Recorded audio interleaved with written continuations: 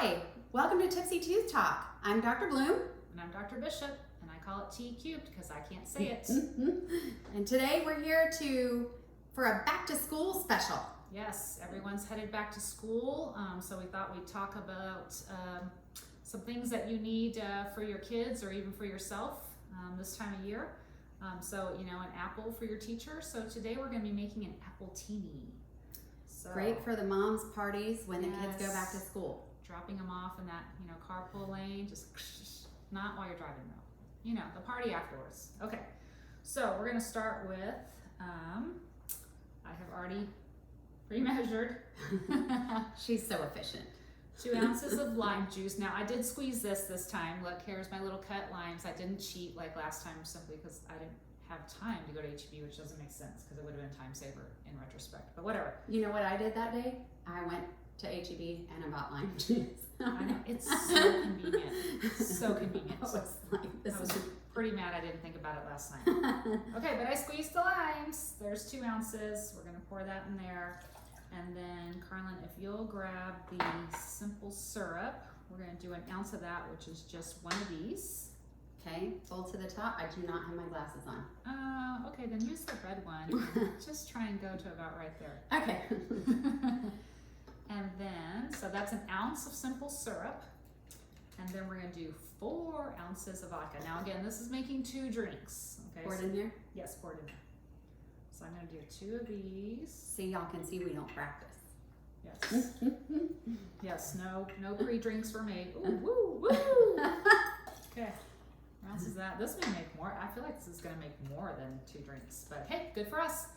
Okay. Well, we thought that last time. Yeah.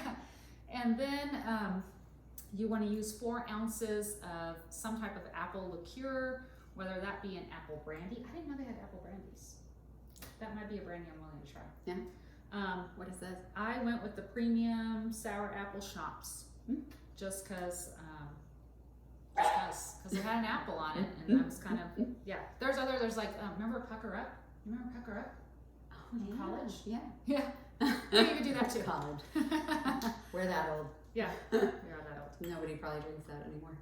Well, yeah, it looked a little, it was that bottom shelf liquor store stuff, and so I was kind of like, I think I've moved above the bottom shelf at this stage in my life. So I went with the premium schnapps. But I mean schnapps. Okay. Is there ever premium? I don't know if there's ever premium schnapps. It wasn't on the bottom shelf. It was not on the bottom shelf. It was a shelf up. So that's where we are at this point. Okay, so we're gonna give this a little shaky shake. You want to shake? I can. Shake away. And I know, we don't like to shake. Okay. Okay. Shake again. That was a lot. Okay, good. Now I have some pre-cut little apple slices here. You want me to pour? Go ahead and pour. And I had these glasses. It recommends that you put them in the freezer. They had a nice little frost on them. Oh, that looks good. See, I feel like there's like leftover in that thing. Yeah? No, not No? much. And look at those almost great pouring skills again. Were you a bartender in a previous life? I was a cocktail waitress, but I didn't ever pour anything. Oh. I just spilled beer all the time. Oh, listen, I just always ordered. You know, it's top heavy on the tray. If once a beer starts rocking. Oh, I'm sure. I'm sure. Okay. Cheers to beautiful smiles. All right, let's see. Appletini. Your teacher may want one of these because your kid may be the reason she drinks. Just saying. My son asked if at the end of high school if he can bring a bottle of vodka to one of his teachers when he graduates. And he was like, would that be inappropriate? Because I'm pretty sure she's a day drinker.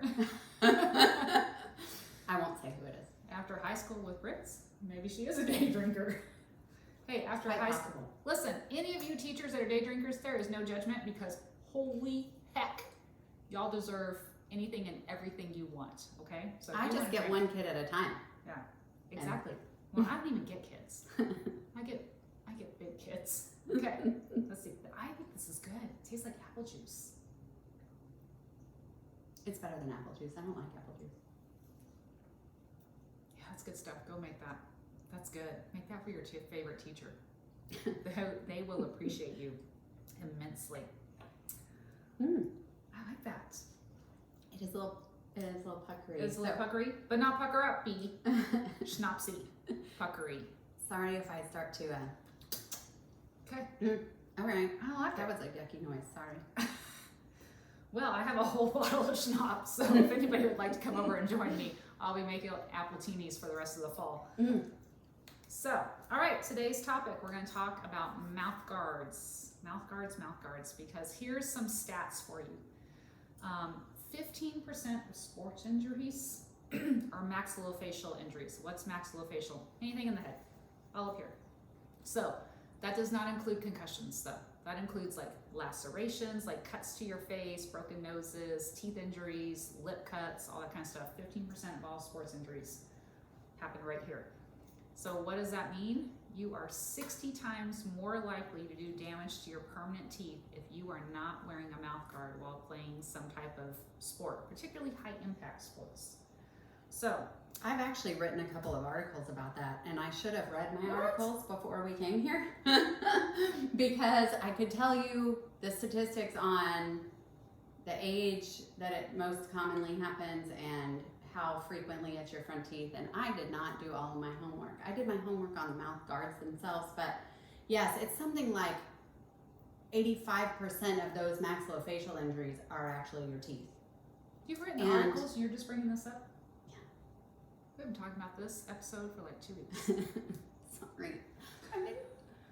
I've been crazy. Okay. So, I should have a sip. Yeah, let's have a sip on it. I'm like, what? So, yeah, I did some research in my residency about it and had to do, and then I think in Inside Magazine, I think I did an article. Anyway, I don't remember exactly. Okay. Well, But you do a lot of injuries to your front teeth, and the most common age is actually 10. oh, thank God. Do you remember that? We are past that in my household. Woo! Okay. Number one age is 10, and it does affect your bite. Like you have, when you bite, these are this is my sample mouth at my office all the time when I describe cross bites and everything. This is how. So we all have an overbite. Everybody asks me if their kids have an overbite. Yeah. A statistically perfect bite has a little bit of an overbite because you don't bite like this. You overbite a little bit.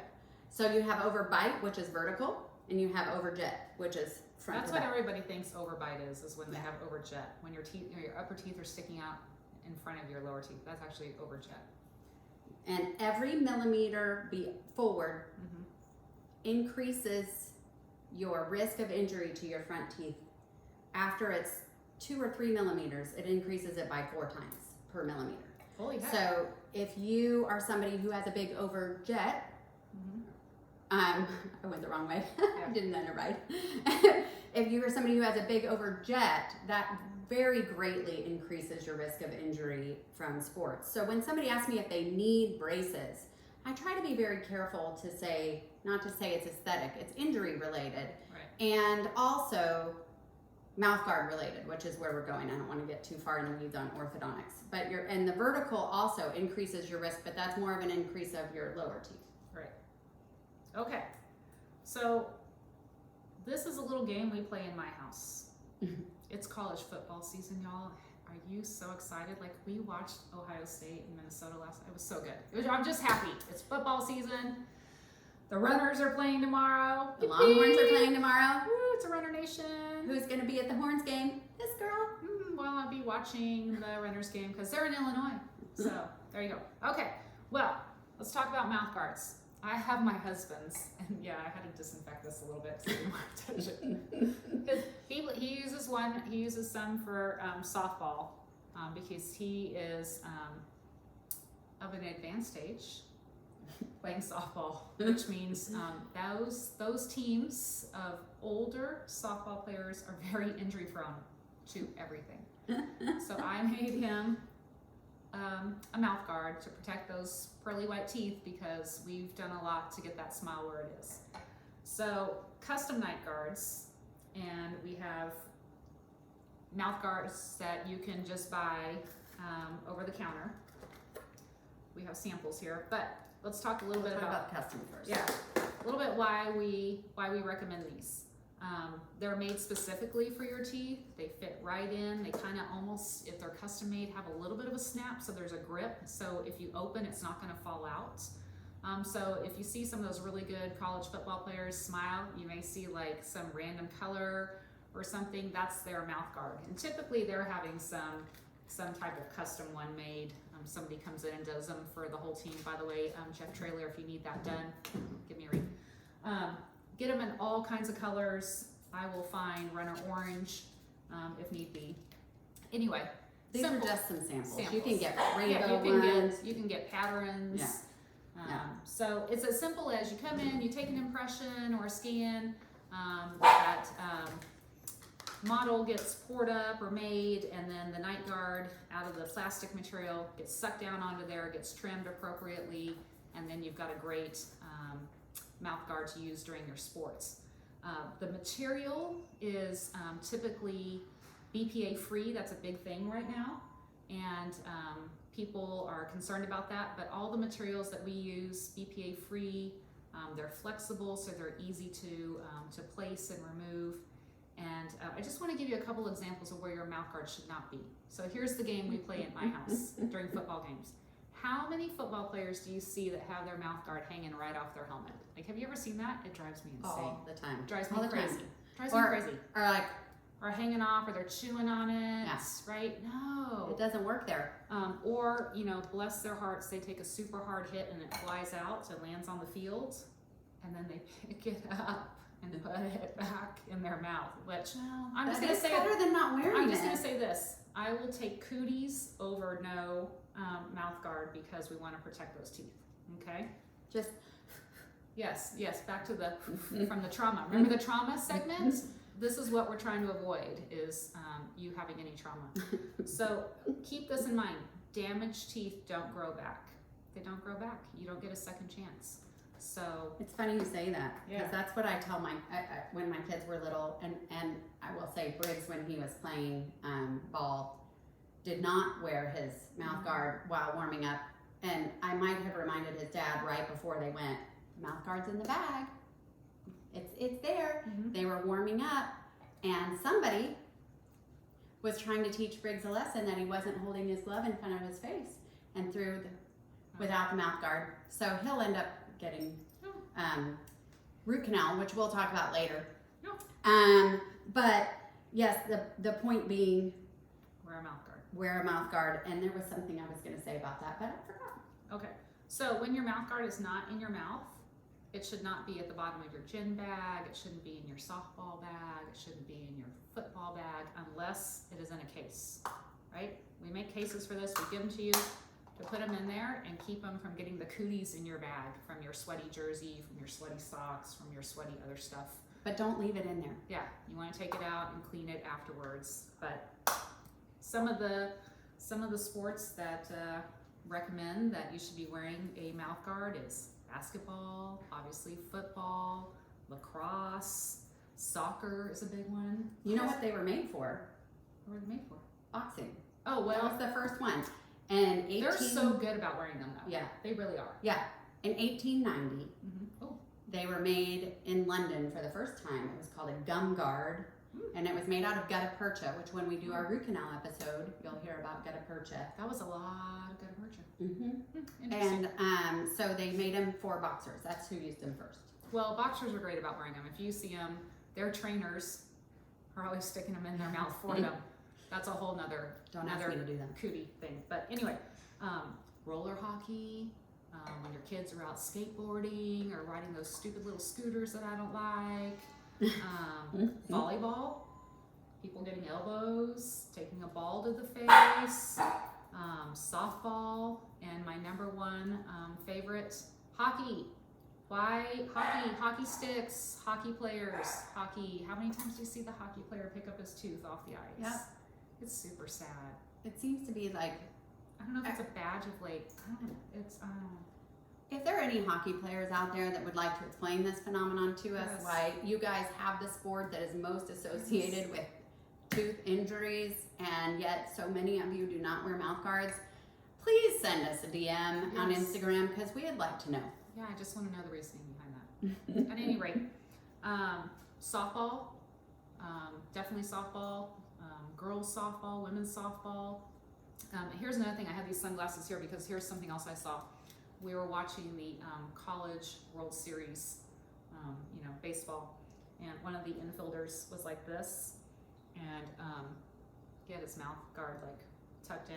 I can't even get it in there, like right here. I'm like, buddy, that's not protecting anything.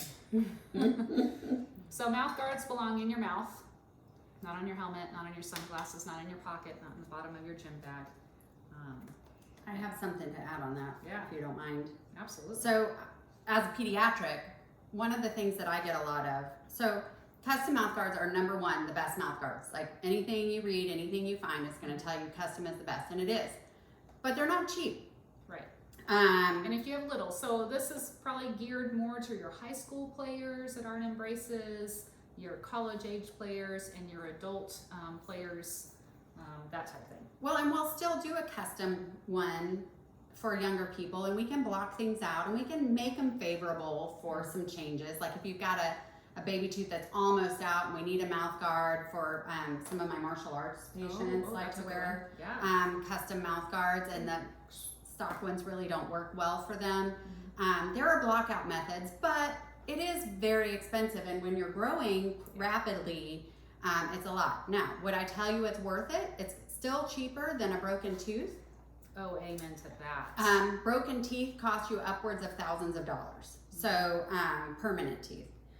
Baby teeth, we fix them or we take them out. But so there are a lot of different kinds out there that accommodate braces. So one of them is called the DentaGuard. Now this is a pediatric size one. They have a little spring in here to help them. So they're really good at not blocking your airway, and this can be cut off if you're doing a sport that doesn't have a helmet or something you want to attach to.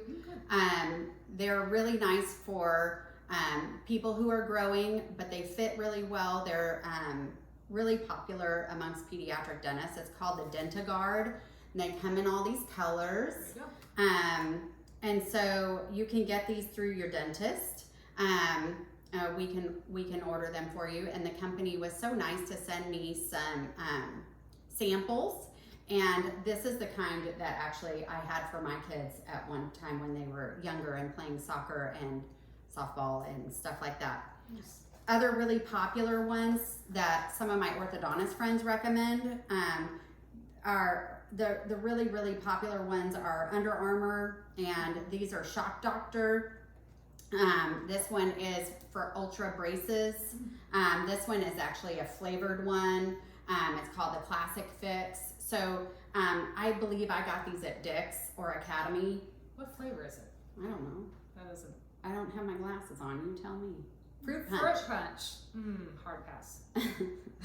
So, and this one can be remoldable. Like as your mouth changes, you can. That's an excellent option. Wow. So this was recommended to me by an orthodontist as an option for kids in braces. So this is a little more affordable, but it's better than just some of the super base model over the counter. Those are more likely to block your airway and be too big and cumbersome, and it makes the kids not want to wear them. So you want something that fits well. So both of these are moldable. This one's for braces. The DentaGuard can accommodate braces, and it's a company right here out of Texas. So those are some options for if you're just, not everybody wants to throw hundreds of dollars at a custom mouth guard and then have to have it remade. Right. I do still think that's the best option, but these are some other great options. You don't have to go without a mouth guard just because you don't want to pay for a custom one. Yes. So all good options. So if you've got kiddos that are in sports, get them into something like this. If they're in braces, I'm so glad you shared that one because I did not know about that. I'm going to start sharing that with some of my patients because it's remoldable. So as teeth shift in braces, they can redo that. And then as you're, if they've got all their permanent teeth, they're done with braces, teens, college age players, adult players. Let's get you into a custom night guard because mouth guard. We'll do night guards later. We'll do night guards later. Mouth guards to help protect those teeth because again, nothing's better than what you were born with, and damaged teeth cannot grow back. That's what I was going to say earlier when I told you I forgot. I used to tell my kids all the time that if you break your arm actually will heal. It makes like a bone callus and it heals. Yeah. You break your tooth, No. it's always fake. Yep. Doesn't grow back. Just doesn't. No. Unlike sharks. They get another set. They get another set. They get lots of sets. But we do not. We get two. You get baby teeth and you get the permanent ones. You break those permanent ones, it's going to be a long haul for you. So get into a mouth guard, protect those teeth, make sure that you're wearing them, make sure that you're cleaning them well. With dish soap, Yes. not toothpaste. It'll scratch. Then it begins to absorb odors and smells. So keep them clean, wear them, and cheers to beautiful smiles. Thank you.